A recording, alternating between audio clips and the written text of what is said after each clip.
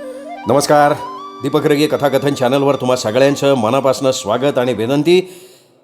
मित्रांनो, ही कादंबरी तुम्हाला आवडलेली असणार, आवडत असणार ही माझी मनापासून खात्री आहे. आणि त्यामुळे एकच विनंती करतो की जर चॅनल सबस्क्राईब करायचं राहून गेलं असेल तर प्लीज चॅनल सबस्क्राईब करा. चला आज ऐकूयात प्राध्यापक बा बोधे यांच्या गुलाबी पेरू ह्या कादंबरीचा शेवटचा अर्थात भाग 13वा. MA झालो आणि नोकरीच्या शोधात भटकू लागलो. पैशांच्या नावानं नेहमी बोंब. अधूनमधून पार्टनर पाठवायचा. ग्रंथालयातल्या नोकरीत 150 सुटायचे. कसं तरी चाललेलं होतं. साऱ्या भानगडींना कायमचा फाटा दिला होता. शहनाज काय आणि रोहिणी काय, साऱ्याकडे कायमची पाठ फिरवली होती. आता आपल्या भवितव्याचा विचार करणं गरजेचं होतं. नोकरी शोधण्याशिवाय दुसरा पर्यायच नव्हता. मरेपर्यंत नुसतं शिकत राहिला आपण काही कोणी लक्ष्मीपुत्राचे वंशज नाही. आपण ज्ञानसाधनेच्या पंथातले सामान्य पथिक. सारखे अर्ज खरडायचो. चांगला 100 लिफाफ्यांचा बॉक्सच घेऊन आलो होतो. कुठल्या कॉलेजात लेक्चररची जागा दिसायचा अवकाश, ठोकला अर्ज. एक वेळ जाहिरात देणारे किंवा छापणारे कंटाळतील, पण मी कंटाळत नव्हतो. एखादं इंटरव्ह्यूचं पत्र यायचं, जायचो, जमेल तशी उत्तरं द्यायचो, यायचो परत. रोज पोस्टात हेलपाटे सुरू. खुशखबर समजेल म्हणून जावं तर पोस्टात आज जायच्या आतूनच पोस्टमन ओरडायचा, भोसले आज काय नाही. अरे जरा थांबू दे, थोडीशी पत्र चाळ, मग सांग. थोडं आशेवर तरंगू देत की, मग पाहिजे तर नाही म्हणून सांग ना. या शिस्तीत वागण्यानं आपला घोटाळा झालाय सगळा. म्हणून सगळे आपल्याला वापरतात. शहनाजनंही असंच वापरलं. स्वतः यायची कोहिनूरचं पाकिट घेऊन, पदरच्या पैशानं लॉज बुक करायची. म्हणे माझ्याशी लग्न करणार होती. मी शेवटचा पेपर देऊन पार्वती थिएटरकडे पिक्चरला निघालो होतो तर बरोबर एक तगडा हिंदी सिनेमात नट शोभावा असा गडी घेऊन हिंडताना दिसली. वर म्हणतीये कशी, भोसलेजी ये है मेरे शौहर, दुबईला असतात, 5,000 रुपये पगार आहे. यांचे वडील पप्पांचे दोस्त आहेत, परवाच झालं आमचं लग्न. असा राग आला ना सालीचा. दुबईवाल्याबरोबर लग्न केलं का तर म्हणे 5,000 रुपये पगार. कंटाळलो होतो. पुढे गेल्यासारखं केलं, वळलो माघारी. आयुष्यात कुणावर विश्वास ठेवायचा नाही अशी प्रतिज्ञाच करून टाकली. सगळे स्वार्थी लेखाचे. सगळा भंपप कणाय झालं. आता ही शहनाज दुबईवाल्याच्या गळ्यात पडत असेल, मेरे दिल के राजा मैं तुम्हारे बिना जी नहीं सकती असं म्हणत असेल. तुम्ही मेरे खुदा हो असं म्हणायला सुद्धा कमी करत नसेल. कसला देव आणि कसलं काय. त्याला जमानाच बदललाय. जिथे तिथे भेसळ. फिरत फिरत अंबाबाईच्या देवळाजवळ आलो. कोपऱ्यावर वळसा मारून बुटक्या दारातनं चाललो होतो तर तिथे विधभर लांबीची पर्स पडलेली. पाहिला पर्स कोणाची पडली आहे. मागनं 2 माणसं येत होती. त्यांना नकळत उचलली. कमरेजवळ पॅन्टमध्ये खोवली. निघालो ताडा ताडा. मनात अंबा मातेला हात जोडले, अशीच कृपा सतत ठेव, कठीण स्थितीत हात दे. कितीतरी माणसं माझ्या आधी या वाहत्या वाटेनं गेली असतील, समोरून मंदिराकडेही आले असतील. कुणालाच कशी ही पर्स दिसली नाही. मलाच कशी दिसावी. आतमध्ये आहे तरी काय देव जाणे. नाहीतरी अलीकडे बायकांच्या पर्समध्ये असतं काय, टिचभर रुमाल, सुट्टा रुपया. शहनाजच्या पर्समध्ये तरी एवढंच असायचं. खोलीवर आलो. दार उघडलं. आजचं टपाल आलेलं होतं. 2 पाकिटं पडली होती. तशीच उचलली, टेबलावर ठेवली. दार पुन्हा एकदा नीट लावलं. कडी घातली. खिडक्या बंद केल्या. बल्ब लावला. पर्स उघडली. आत फक्त रुमाल, 10 रुपयांच्या 2 नोटा. बोंबला. रुमाल उलगडून बघतो तर गाठ मारून आत काहीतरी बांधलेलं होतं. सोडून बघितलं तर 3 तोळ्यांचं सोन्याचं गंठण, सोबत पावती आजच्याच तारखेची. आणि सगळं गुलाबी कागदात गुंडाळलेलं. माझा स्वतःच्या डोळ्यांवर विश्वासच बसेना. लहानपणी यात्रेत 4 आणे सापडले होते, असा आनंद झाला होता म्हणून सांगू. ते पैसे मला 3 दिवस पुरले. आता आता ह्या वयात 3 तोळे सोनं सापडलंय, जवळजवळ 5,000चा माल. काय नशीब बादशहाच्या बेगमेसारखं फिदा झालंय माझ्यावर. आता या सोन्याचं करायचं काय विचार करत सगळी रात्र जागून काढली. एक मन म्हणत होतं, अरे एका विवाहितेच्या गळ्यातला मंगल साज आहे, तो बापडीनं अजून गळ्यातही घातला नसेल. केवढ्या कल्पना रंगवल्या असतील मनात. हरवल्यामुळे बिचारी मुळापासून हादरली असेल. घरच्यांच्या क्रूर स्वार्थी नजरा तिला छळत असतील. चला द्यावं गंठन नेऊन परत, आपल्याला काय उपयोग. तर दुसरं मन म्हणत होतं, एवढा प्रामाणिकपणा अलीकडच्या जगात काय कामाचा. हात लावेल तिथे चोर माजलेच चाले, इथे सज्जनपणा काय कामाचा. लाईट ऑफ करायला उठलो आणि एकाएकी टेबलवर लक्ष गेलं. 2 पाकिटं. सकाळच्या चहा इतकंच किंबहुना जास्तच महत्त्व मी पत्रांना देतो. एक वेळ जेवण नसलं तरी चालेल, पण टपाल पाहिजे रोज. पहिलं पत्र पार्टनरचं होतं. बेटा नेहमी खुशीत असतो. चला म्हणतोय कसा, भोसल्या आता मॅरेज कर मॅरेज. असू दे, सवडीनं वाचू सगळं. हा लिफाफा कोणाचा आहे. फोडून बघतो होतं, कोरेगाव कॉलेजची ऑर्डर, नोकरीची अपॉइंटमेंट ऑर्डर, अगदी माझ्या गावाजवळ. काय नशीब आहे. एखादाच दिवस माणसाच्या जीवनात असा उगवतो की जो उभं जीवन उजळून टाकतो, पुढच्या जीवनाला कलाटणी देतो, ताठ मानेनं जगायला बळ प्राप्त करून देतो. ऑर्डर कितीदा तरी वाचली. ताबडतोब हजर व्हायचं पत्रही होतं जोडलेलं. चला उद्याच निघू, निर्णय पक्का झाला. पण ह्या सोन्याचं काय करायचं. बघू सकाळी. सूर्य उगवला की डोक्यात नवे विचार उगवतील, नवी कल्पना पालवतील, नवा दिवस नवा विचार देईल. हे विचार का कोण जाणे माझ्या मनात डोकावले. गांधील माशीसारखे भणभणायला लागले. हॉटेलात चहा पिता पिता पुढारी चाळत होतो. उगे आपलं कळत नसतानाही पहिल्या पानावरच्या राजकीय उलाढाली वाचत होतो. खरं म्हणजे मला ना पेपरचं पहिलं पान कधीही वाचावंसं वाटत नाही. जगाबरोबर देशाचं तिकडं काय का होईना, आपल्याला काय करायचं आहे, हा आपला प्रामाणिक विचार.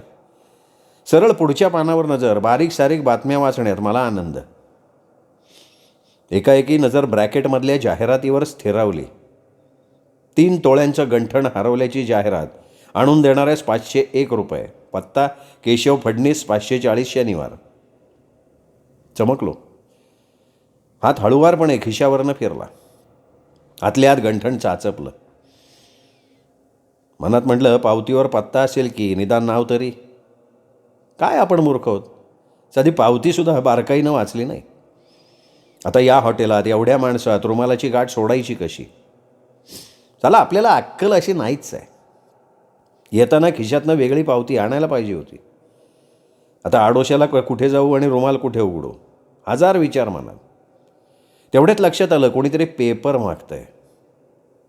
मागणारा म्हणतो कसा, अरे वाचायचं नसेल तर आडून कशाला ठेवताय, तास झाला बघतोय राव, नुसतं पेपरवरनं डोळं फिरवताय. पेपर म्हणजे काय पोरगी होय, उगा आपला खुळचटपणा, अडाण्याचा गाडा. बिल देऊन बाहेर पडलो, तांगड्या तोडत पुन्हा खोलीवर. रुमाल सोडून पावतीवर नाव बघतोय तर नाव केशव फडणीस. चला बरं झालं. पोलिसांचा ससेमिरा मागे लागण्यापेक्षा आपलं आपण नेऊन परत दिलेलं बरं. अंबाबाईने आपलं काही वाईट केलेलं नाही. कॉलेजपासून युनिव्हर्सिटीपर्यंत सगळं शिक्षण इथेच तर झालं. आता तर नोकरीची ऑर्डरसुद्धा आली. शेवटी खिशातली पिढा ज्याच्या त्याच्या स्वाधीन करावी आणि पळावं आपल्या भागाकडे. पत्ता शोधत गेलो. अरे वा, चांगला मातब्बर आणि श्रीमंत माणूस दिसतोय. चांगला एक्झिक्युटिव्ह इंजिनियर आहे. बेल दाबली, एक देखणी पोरगी आली, साक्षात दुसरी जयाप्रदा. कोण पाहिजे. टाचणी पडल्यावर आवाज व्हावा तसे नाजूक शब्द. मी साहेबांना भेटायला आलो होतो. बाहेर गेलेत ते. मी काही म्हणायच्या तिने खाडकन दार बंदसुद्धा करून टाकलं. काय वाईट माणसं असतात. दिसतीये पोरगी नाजूक, पण स्वभाव नन्नाटीसारखा. फणकारात एवढा जहाल. परत फिरणार तोच मागून स्कूटर आली. पिंगट कलरचा सूट घातलेला माणूस आपली जाडजूड बॅग सावरत गॉगलमधले डोळे फिरवत उतरला. धारदारपणे बघत म्हणाला, काय कोण पाहिजे? मला या बंगल्यातल्या फडणीस साहेबांना भेटायचं होतं. या या आत या. आत गेल्या गेल्या साहेबांनी पोरीला हाक मारली. अगं चंदू, ही बघ पेपरला जाहिरात आली बरं का आपली. चंदू तर आलीच, पण तिच्या पाठोपाठ तिची आईसुद्धा आली. पोरीपेक्षा आईच तरुण. साऱ्या घरावर अग्रलेख आल्यासारखा पेपर दोघांनीही पाहिला. तेवढ्यात साहेब कपडे उतरवून वॉश घेऊन लुंगी लावून आले. बोला, काय काम काढलं होतं? मला नोकरी पाहिजे होती. नोकरी? आणि त्यासाठी ओळख असल्यासारखे थेट माझ्या बंगल्यावर आलात? Get out. एका फर्मच्या मालकाशी डायरेक्ट संपर्क साधता, तोही त्याच्या घरी जाऊन. किती पैसे आणलेत? उठलो. फडणीसांच्या डोळ्याला डोळा देत उठून उभा राहिलो. ठीक आहे साहेब, आतिथ्याबद्दल आभारी आहे. पण साहेब, जाता जाता एक विनंती करतो. हा बोला. साहेबांची पापणी जमिनीला भिडायच्या आत मी पर्स काढली, साहेबांच्या पुढे टाकली. कुत्र्यापुढे तुकडा फेकावा तशी. ही तुमची पर्स उघडून बघा. जाहिरातीत लिहिलं आहे तेवढं आत आहे का ते बघा. साहेब धावला. त्यांनी पर्स उचलली. स्प्रिंगवर बसवल्यासारखा नाचायला लागला. अगं सरोज सरोज, ये चंदू चंदू, पर्स सापडली बरं का, ये लवकर बघ. दोघी मायलेकी पळत आल्या. गंठण व्यवस्थित आहे हे बघून त्यांचा जीव भांड्यात पडला. पोरगी म्हणते कशी, कुणाला सापडलं पप्पा? हे काय यांना? अगं बाई, मगाशी तर बाहेर घालवलं यांना. बसा ना, चहा ठेवते. अगं सरोज, त्या कपाटातले 500 रुपये आण, बक्षीस देऊ दे यांना. त्या सगळ्यांची धावपळ थांबवत मी म्हणालो, साहेब ते पैसे तिथेच राहू द्या. गंठण परत केलं ते पैसे मिळावेत या आशेनं नाही. या रक्तातला प्रामाणिकतेचा अस्सल अंश धगधगत राहावा ना म्हणून. फायदा होतोय असं बघता साहेबाचा चेहरा बदलला. घरातल्या स्त्रियांची ही वागणूक बदलली, पण याला भुलणाऱ्या जातीतला मी नव्हतो. चलतो साहेब, नोकरी माझ्या खिशात आहे. एका भावी सौभाग्यवतीच्या गळ्यातलं स्त्रीधन परत करायला आलो होतो, पैसे कमवायला नाही. पडलो बाहेर. माणसाच्या बदमाशगिरीचा उबग आला होता. नडगीत एक सणक आली होती. धनगरी चालीसारखी पावलं टपाटप पडत होती. माणसाला चीड यावी अशी वागणूक देणाऱ्या श्रीमंतांच्या ढोंगणाखाली सुरुंग पेटवून द्यावेत असं वाटत होतं. त्यांच्या छातीतल्या मतलबी काळजावर रुपया तापून चटका द्यावा. बोकड कापताना मानेतून रक्ताचे बुडबुडे यावेत असे 17 विचार मनात फिरत होते, खदखदत होते. मनातला वैताग आतल्या आत निवडुंगाच्या काट्यासारखा सलत होता. हॉटेलात बसलो होतो. बसल्या बसल्या पाण्याचा अर्धा ग्लास, बिअरचा ग्लास फिरवावा तसा फिरत होतो. तोच नमस्कार असं म्हणत फडणीस साहेब हजर. चेहऱ्यावर छापील पांढरं हास्य. काय लाचार आहे भाडवा. एका फर्मचा मालक आहे. मी एवढं बोललो तरी आलाच मागे. मनातली चीड न दाखवता मी आश्चर्यानं विचारलं, अरे साहेब तुम्ही आणि माझ्या पाठोपाठ? हां, स्कूटरवर आलो शिस्तीत तुमचा अंदाज घेत. नाव काय म्हणालात आपलं? मी भोसले. अच्छा, म्हणजे मराठा आहेत? नाही, मांग आहे मी.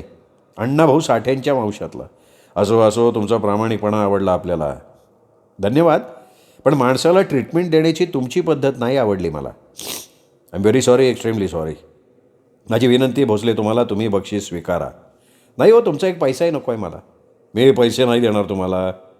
मग चला माझ्याबरोबर, विश्वास ठेवा, किमान 4 वर्ष तरी आठवण राहील अशी भेट देणार आहे तुम्हाला. चला या. फडणीसानं मला एका प्रचंड कापडाच्या दुकानात आणलं. शेकडो तागे उलटे पालटे केले आणि झकासपैकी 1,500 रुपयांचं 3 सफारी ड्रेसचं कापड माझ्यासाठी निवडलं. मी खूप समजून सांगितलं की साहेब एवढे भारी कपडे कशाला, माझ्या शरीराला हे शोभणार नाही. पण साहेब कुठला ऐकायला. कोपऱ्यावरच्या शिंप्याला त्यांनी माप घ्यायला सांगितलं. 2 दिवसात 3 ड्रेस द्यायचं त्यांनी कबूलही केलं.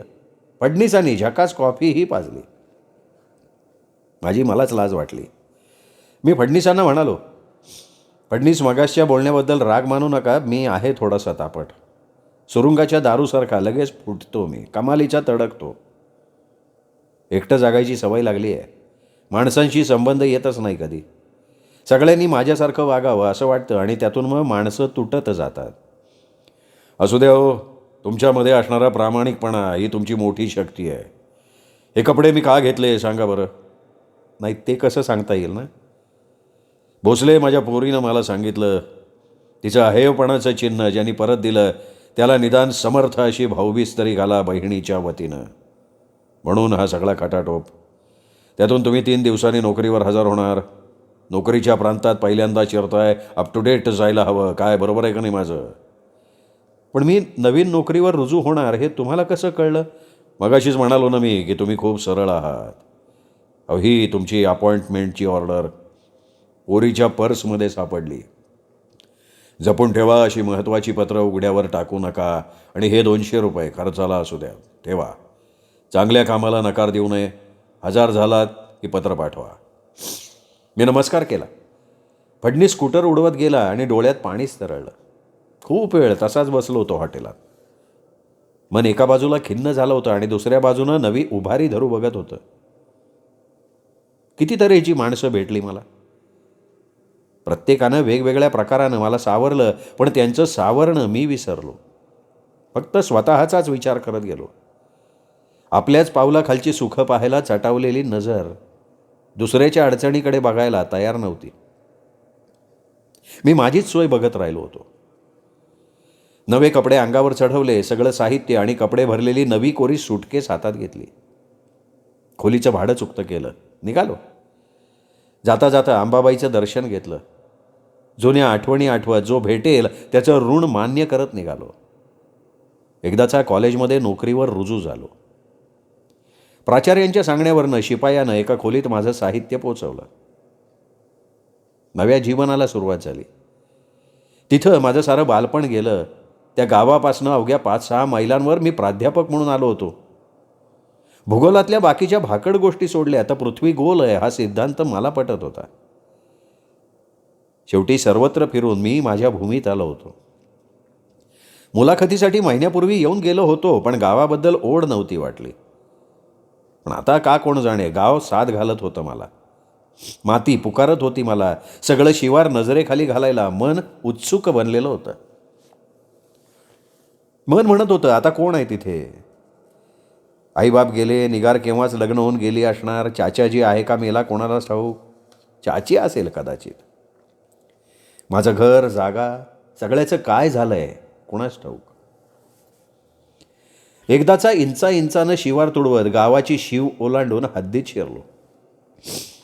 आज पायाखालचा फोफाटाही पंढरीच्या आबिरबुक्क्यासारखा पवित्र वाटत होता आणि डोक्यावरचं ऊन चांदणं वाटत होतं. विचारांचं गाठोडं घेऊन मी माझ्या नांत्या गावाच्या सावलीत आलो होतो. कोणी भेटेल का नाही याची चिंता करणारा मी समोरच्या निरागस आकृत्यांकडे बघत तब्बल 6 वर्षांनी डोळे गाळत होतो. गेली 7 वर्ष शहरात राहायला सोकवलेलं माझं मन आज पहिल्यांदा गावाकडे वळत होतं. बडकं घर, आसपास असलेली मालकीची जागा, या सगळ्याचं काय झालंय कोणास ठाऊक. तसा कोल्हापुरात रमलो होतो चांगला, पण शहरी माणसांच्या व्यवहारी स्वभावाला कंटाळलो. पावला पावलावर भेटणारी मतलबी जनावरं मन चिरत गेली. गाडीतून दिसणारी चक्राकार फिरणारी शेतं, उभा आरपार पसरलेलं शिवार, हे सगळं दिसताच मला माझं गाव आठवायला लागलाय. आता कसं असेल आपलं गाव. 7 वर्षात किती बदललं असेल. इमारती, माणसं, मुलं, मला कोण ओळखणार. आता मी पाहुण्यासारखा जाणार. चुलता चुलती तिथे असतानाही कधी बोलत नव्हती, आता कोण ओळख देणार आहे. सगळं जग फुकट मिळालं तर पोटात घ्यायला सोकावलेले हे स्वार्थी लोक कुठली ओळख द्यायला. ज्याने तो नशिबानं सालं पायावर जन्मता हा चक्रच गोंधलाय. स्टेशनवर उतरलो. गावाकडे जाणारी 2 मैलांची पायवाट. पावलं सरासरा पडायला लागली. दुपारचे 3-3:30 झाले होते. ऊन अजूनही पेटत्या लाकडासारखं धपापत असलेलं. पायातली स्लीपर तापून तळपायाला चटके बसत असलेले. डोक्यावरच्या तेलकट भांगात चूल पेटलेली. केस तापल्यानं मस्तक आतून फुटत असलेलं. गावाच्या धरणाजवळ आलो आणि गपकन थांबलो. इथे एकेकाळी ओळीनं 8 आंबे उभे होते. सगळं गाव या जागेला बळी आंबा असं म्हणायचं. आत्ताही म्हणत असेल, पण इथे झाडं कुठे आहेत. नुसतं जीव हरवलेलं नाव शिल्लक राहिलंय. पलीकडे एक झाड कसं तरी ताटकळत उभं असलेलं.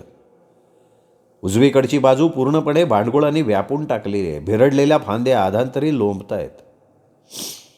धरणाच्या कोपऱ्यावर घायताळ फोफावलेलं. त्यात निवडुंगाच्या फण्यांनी गर्दी केलेली. आडदांड बोराटीची झुडपं पहिल्यासारखी गर्दी करून असलेली. समोर पाहिलं तर एक म्हातारी पाठमोरी. तांबड्या रंगाचं अंगावरचं पातळ वरपासून खालपर्यंत 7-8 ठिकाणी फाटलेलं. म्हातारी खाली वाकून काहीतरी करत होती.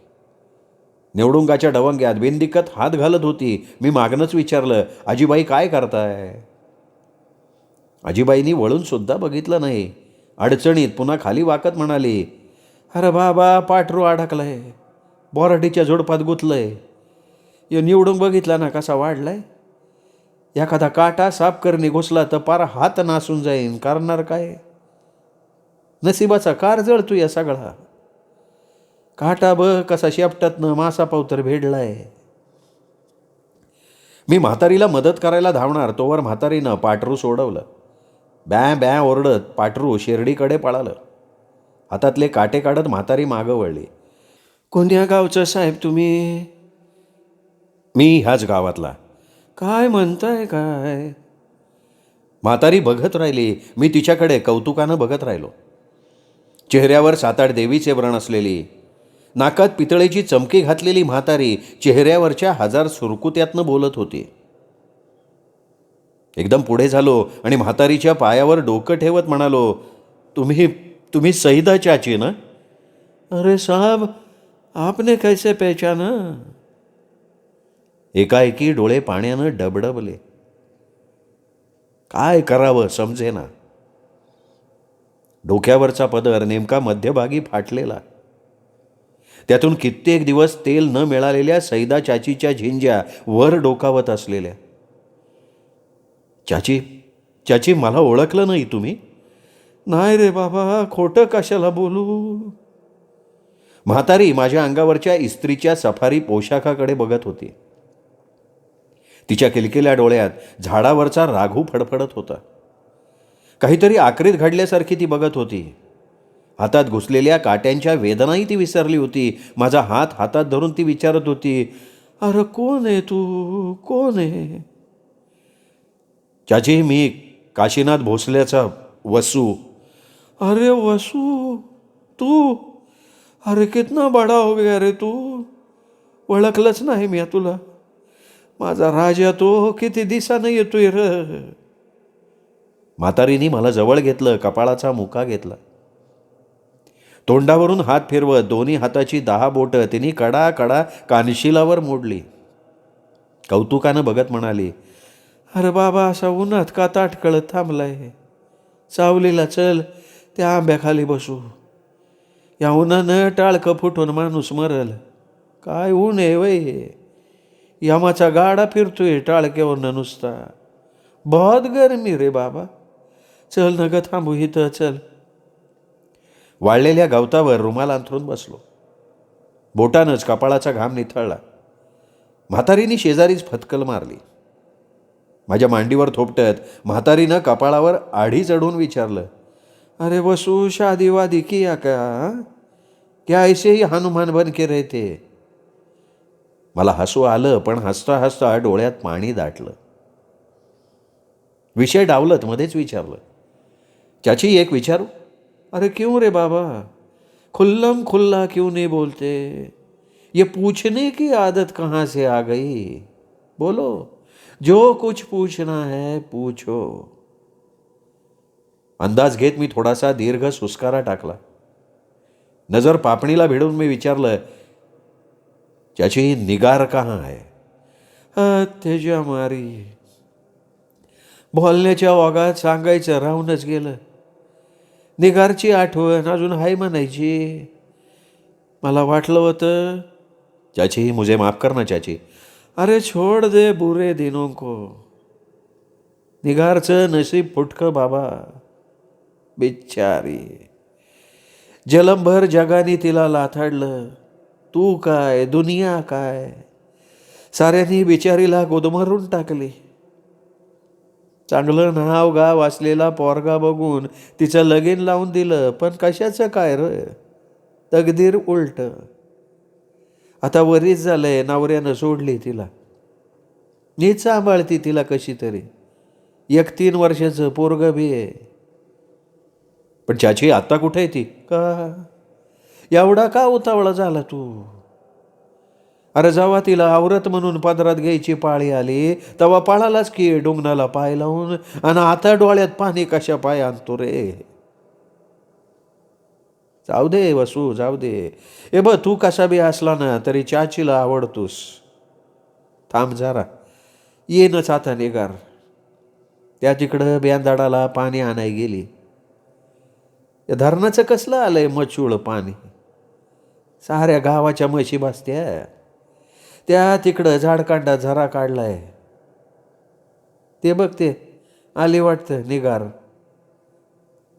लांबवर निगार दिसली, उंच सडसडीत अंगाची. अजूनही माथ्यावरचा पदर तसाच. चालीतली मोरणी अदब पहिल्यासारखी. रंग उन्हानं करपत चाललेला. हरवलेल्या नजरेतही एक दुबळी जिद्द जागी झालेली. निगार जेव्हा 4 हातांवर येऊन उभी राहिली तेव्हा मी ढसढसून रडत होतो. तिच्या पायावर गोंदलेलं निळं चक्र निहाळत मी नजर तशीच वर उचलली. हिरव्या चौकड्यांचं विटकं पातळ, इंचावर जीर्ण होत अंगभर पसरलं होतं. गुलाबी रंग कुठल्या कुठे पळालेला. धारधार डोळ्यात उन्हानं तापलेली चुकार चिमणी फडफडत असलेली. नाकातल्या चमकीत असणारा निळा खडा उडून गेलेला. तिथं तिचं 3 वर्षाचं चिमुकलं पोरगं भेदरल्यासारखं माझ्याकडे बघत असलेलं. या अशा रणरणत्या उन्हात त्याच्या नाजूक पायांचं काय झालं असेल ह्या विचारानं मी धास्तावलेला. मनावर अज्ञात शक्ती फटाफट आसूड मारत असलेली. पोराला मी उचलण्याचा प्रयत्न केला, पण पोर माझ्याकडे आलं नाही. स्वच्छ कपड्यांची त्याला भीती वाटली असावी. हातावर खाऊ पाडताच ते आजीकडे पळालं. चाचीनं निगारला जवळ बसवत हलकेच विचारलं, निगार, ओळखलं काय आला पोरी? कैसे भूल सकती हो? दिलाशी खेळणाऱ्याला कोण विसरल? मी निगारकडे बघत राहिलो. तिच्या दोन्ही डोळ्यातनं झिरपणारी आसवांची रांगच्या रांग मनात एक एक आठवण जागी करत होती. 7 वर्षांपूर्वीचा सगळा चित्रपट मनासमोर उलगडत होता. काळीच पोखरणाऱ्या सुखदुःखांच्या आठवणींनी मन घायाळ होत होतं. सुसाट वेगानं पाठीमागे धावत होतं. थकलेली, कष्टानं वाकलेली, दारिद्र्यानं करपलेली चाची माझ्यासमोर बसली होती. नवऱ्यानं टाकलेली आणि धुळीनं माखलेली निगार पातळाशी झटणारं पोर सावरत केविलवाणं तोंड करून माझ्याकडे बघत होती. तिच्या हरवलेल्या डोळ्यात कौतुक दाटलं होतं. चेहऱ्यावर आनंद मावत नव्हता. केवळ दुःखच भोगलेल्या या वेदना जर शरीराला कधी काळी आपणावरून जीव ओवाळून टाकणारा प्रियकराला या जाणीवेनं नवीन उभारी आली होती. निगारनं मला कौतुकानं विचारलं, राजा साहब अकेले आए हो? वैनी साहब को क्यों नहीं लाया? बच्चे तो होते ही होंगे, क्यों? तिच्या या भाबड्या प्रश्नावर काय बोलणार मी? मला आशुर आवरेनात. कसं तरी मन आवरलं. स्वतःला सावरत उगाचच हसत मी म्हणालो, निगार अगं, या शिक्षणाच्या नादात लग्न करायचं लक्षातच राहिलं नाही बघ. पण आता करणार आहे मी शादी. निगारचे मूळचे चमकदार डोळे चमकले. चेहऱ्यावरच्या प्रत्येक रेषेत कौतुक उफाळून आलं आणि तिने उत्सुकतेनं विचारलं, शादी कोणाशी? निगारशी. असं म्हणत मी निगारला छातीशी कवटाळलं. चाची बघत राहिली. निगारनं आत्तापर्यंत सावरून धरलेला भावनांचा बांध फुटला होता. डोळ्यात आसवं मावत नव्हती. काळजाच्या तळातनं हुंदके उफाळून वर येत होते. सगळं विश्व हरवून बसलेली, कफल्लकासारखी खिन्न बसलेली निगार आभाळाच्या रूपानं देवाघरचं दान आंदण मिळाल्यासारखी सुखावली होती. जे तिच्या स्वप्नातही नव्हतं ते वास्तवात उतरलं होतं. मी तर जमिनीखालचा खजिना सापडावा तसा आनंदलो होतो. निगारला थोपटत चाचीची समजूत काढत मी सांगितलं, निगार, या 6 वर्षात खूप शिकलो अगं मी. गाव सोडल्यावर अनेक प्रकारचे लोक भेटले मला. माझ्यासाठी प्रत्येकानं काहीतरी केलं, पण त्याचबरोबर त्यांनीही माझ्याकडनं बरंच वसूल केलं. जमेल तेवढं सगळ्यांचं देणं दिलं. आता राहिली आहे फक्त निगार. तू फक्त देणं देत राहिलीस निगार, घेणारा घेतच राहिला, आणि म्हणूनच बेगम तू नागवली गेलीस. साऱ्या समाजानं तुला चिरडली आहे. मीही अपवाद नाही. पण वेडाबाई, आता रडू नकोस. अगं, काय कमी आहे तुझ्यात? निसर्गदत्त सौंदर्याचं देणं लाभलंय तुला. अशी मनाची स्फटिकासारखी प्रसन्नता तर फार दुर्मिळ. चल घरी. हा गाडग्या मडक्याचा संसार आता पुरे झाला. आणि हो, आमचा बादशहा का गप्प झाला? पोराला मी उचलून घेतलं, खिशातल्या रुमालानं स्वच्छ पुसलं. माती झटकताच तांबं चमकावं तसं ते तेजाळून उठलं. हातात खाऊ पडताच बापाकडे बघून हसायला लागलं. पाहिलंच निगार, पोरानंही ओळखलं मला. सुरुवातीला बावरलं होतं, पण आता बघ कसं हसतंय. अगं, हा कोणाच्याही बीजाचा असला तरी याच्या अंगातलं रक्त त्याच्या आईचंच आहे ना. आणि निगारच्या आणि माझ्या रक्तात फरक आहे कुठे? काय चाची, बरोबर आहे ना? अरे बाबा, तू शिकलास वरल्याला, मी आषाढ आणि पिंपरनीवरल्या घारीच्या कोट्यावानी सदा अंतराळी. आता तुम्हा दोघांमुळं काय बोलणार मी? तुझ्या बापाचा खून करून नवरा फरारी झाला, आता घावलाय, खडी फोडतोय तुरुंगात. भाव त्यो तसा. कसला माझा जेलम र, साऱ्या बाजूने हीच तू. कोण कसं का असे ना चाची, आता घाबरायचं नाही. आता गाव सोडायचं, तालुक्याच्या गावाला जायचं. तिथे झकास खोली बघून आलोय. आता तू शेळ्या राखायच्या नाहीत, निगारनं शेण गोळा करायचं नाही, आणि ह्या पोराला धुळीत सोडायचं नाही. आता सन्मानानं जगायचं. अरे पण लग्नाचं नको काळजी करू. मुहूर्त गाठून ते सुद्धा आटोपतो. मग बघतो कोण आपल्या संसारात आडवा येतोय. परच्याची या बादशहाला मंत्री करणार आहे मी. कर बाबा कर, पण कशासाठी? गावचं राजकारण खेळणाऱ्या गावकऱ्यांना आवर घालण्यासाठी. निगार खळखळून हसली आणि म्हणाली, राजासाहेब, तुम्ही अजूनही पहिल्यासारखे प्रेमळ आणि सरळच आहे. अगं, ही सगळी निगार नावाच्या गोड पोरीच्या ओठातली जादू आहे केवराणी साहेब. निगार मुक्तपणे हसत राहिली आणि तिच्या ओठातनं प्राजक्तच बहरत राहिला. मित्रांनो, ही कादंबरी संपली. मला खात्री आहे कादंबरी तुम्हाला नक्की आवडली असेल. त्यामुळे चॅनल सबस्क्राईब करायचं राहिलं असेल तर प्लीज चॅनल सबस्क्राईब करा. शेजारी घंटीचं चिन्ह आहे, बेल आयकन, तेही प्रेस करा. त्यातला ऑल हा पर्याय निवडा. पुन्हा भेटूयात वेगळ्या कादंबरीसह, वेगळ्या लेखकाच्या. तोपर्यंत नमस्कार मित्र.